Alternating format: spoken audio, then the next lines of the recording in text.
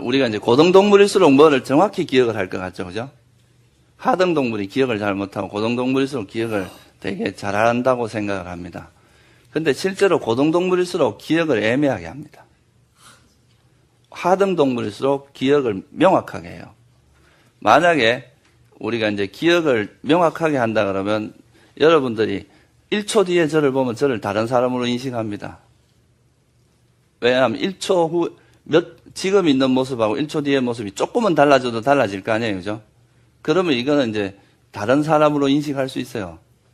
근데 고등동물일수록, 내가 이제 발달한 동물일수록 어떤 그대로 인식하는 게 아니라 그 사물이 가지고 있는 공통점, 뭐 특징, 이런 것들로 인식을 합니다.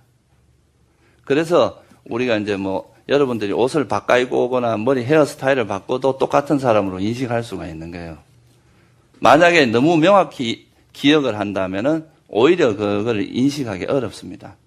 그래서 이제 우리 뇌가 보통 보면 어떤 사물을 인식할 때 좀 두리뭉실하게 그 사물의 어떤 특성을 이해를 합니다. 그러니까 불교적으로 보면 이런 작업을 하는 그것이 바로 뭐냐 하면 이 표상작용입니다. 어떤 대상을 볼 때, 예를 들면 이런 컵이 있잖아요, 그죠?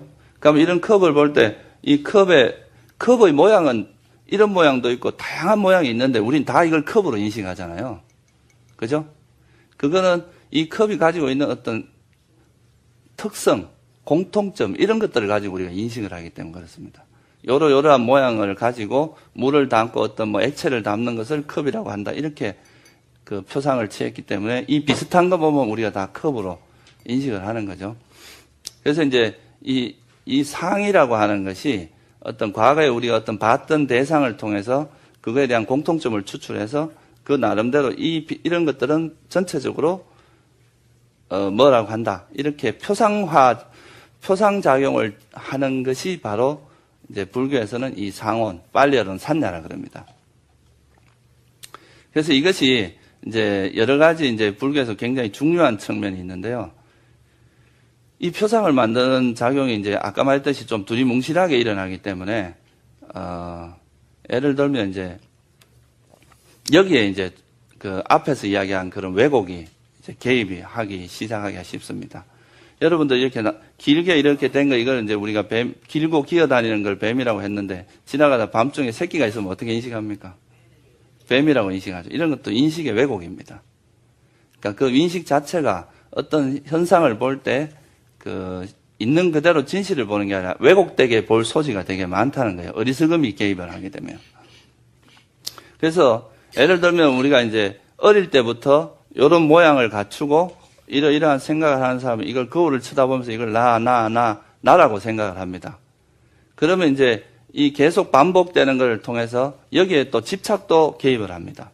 그러면 이제 이것이 반복되면서 나중에는 실제로 나라고 하는 것은 그런 오온의 작용인데 그것을 이렇게 계속 나 이렇게 하다 보면 이것이 하나의 나라고 하는 실체로 형성이 되어버립니다. 그러니까 그걸 우리가 뭐라고 하냐면 아상이라고 이야기를 하죠, 그죠? 나라고 하는 상. 이때 상이라는 게 바로 이제 그 수상행식할 때 그 상을 이야기합니다. 그래서 이런 상이 형성이 되고 나면 그때는 이 상이 어떤 실체화되고 고정화되고 고정관념이 돼가지고 나중에는 깨기가 굉장히 어려워집니다. 그래서 요즘 종교 간에도 보면 제가 이래 지하철 가도 지나가는 분들이 와서 이렇게 하나님 믿으라고 이래 전단지 주고 그러거든요. 그러니까 이제 그런 게 어떤 이 이름이라고 하는 이런 이제 이런 표상작용이 형성이 되고 나면 그때는 이것이 실체화돼 버려요. 그래서 이제 서로 간에, 그러니까 나는 기독교인, 너는 불교인 이렇게 딱 벽이 생기면서 이것이 소통되기가 굉장히 어려워지는 그런 상황이 발생합니다. 이런 걸 우리가 이제 상이 강해진다.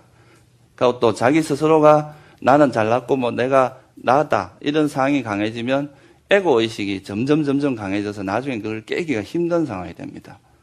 그래서 이런 이제, 옳지 않은, 영원하지도 않은 것을 영원하다고 생각하는 이런 상.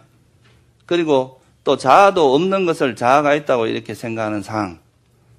그리고 본질적으로는 아까 말했듯이 이 세상은 괴로움인데도 불구하고 이걸 행복이라고 생각, 이런 상들이 공고해지고 확고해지면 나중에 깨기가 힘들어집니다. 이거는 어리석음이 강할수록 또는 탐욕이, 집착이 강할수록 점점 강해집니다.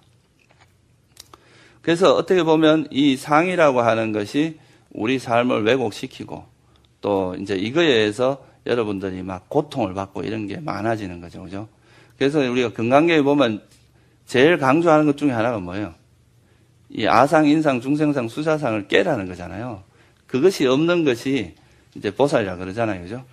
그래서 이 상이라는 것을 여러분 잘 이해를 해야 됩니다. 이 상이라고 하는 것이 그냥 어떤 느낌하고 마찬가지로 이 상이라고 하는 것도 어떤 현상들이 조건에 의해서 그냥 일어나고 어떤 그걸 볼 때 이 상이라고 하는 것도 자꾸 이렇게 변화되어 가는 것인데도 그것을 이제 막 실체화하고 하나의 고정된 관념, 변하지 않는 실체로서 이해를 하기 때문에 이제 이런 문제가 생긴다는 거죠.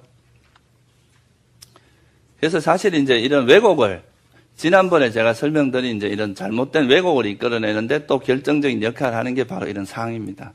산야라고 하는, 빨리어는 이걸 산야라고 그러거든요. 그래서 이제 이 두 가지, 이것을 왜 부처님께서 그러면 이제 이 두 가지를 이렇게 따로 부각을 시켜서 오온에서 설명을 했느냐 하면요. 이 부분만 조금 설명을 드리면 이 느낌이라고 하는 걸 통해서 가래가 일어나잖아요. 그죠? 그리고 이제 이 상을 통해서 가래가 더 강해집니다. 그래서 부처님께서는 예를 들면 이런 거예요. 여러분들이 이제 어떤 사람, 여자를 만났다고 생각을 해보세요. 이성을. 그러면 그 사람을 생각을 할 거 아니에요? 그때 떠올리는 거, 이거는 기억으로 어떤 모양을 떠올리는 건 상의 작용입니다. 뭔가 떠올리는 이 표상작용이죠. 그죠? 그럼 그 떠올린 그걸 보고 계속 느낌이 어떤 느낌이 일어나요? 좋은 느낌이 일어날 거 아니에요. 그죠? 그 느낌을 계속 반복해서 집착하면서 그거에 대해서 이야기하면 할수록 가래가 점점 강해지겠죠. 이런 것이 이제 윤회를 일으키는 가장 근원적인 거라는 거예요. 그래서 우리가 이제 윤회를 하는 데 있어서 느낌이 밥이라면 상은, 인식은 반찬 같은 역할을 한다는 거예요. 그래서 즐거운 느낌을 즐기는데 요런 상, 요런 표상, 이 사람, 저 사람 우리가 여러 가지 표상이 있잖아요. 이거에 대한 표상, 보석에 대한 표상, 핸드백의 표상, 그런 표상을 자꾸 갖다 놓음으로써 이 이제 느낌이라고, 즐거운 느낌이라고 하는 이 밥맛이 없지 않도록 자꾸 이렇게 변화를 주면서 더 즐기게 만든다 이거죠. 그래서 이 수화상이라고 하는 것이 이 그러니까 윤회를 하게 만드는 가장 결정적인 요소이기 때문에 부처님께서 이 두 가지를 꺼내서 이것으로부터 이 왜곡된 인식 또는 이 즐거운 느낌 이런 것들로부터 벗어나야 여러분들이 이제 진정으로 이제 그 윤회로부터 벗어날 수 있다는 의미에서 이 수화상을 좀 더 강조를 한 거라고 할 수 있습니다.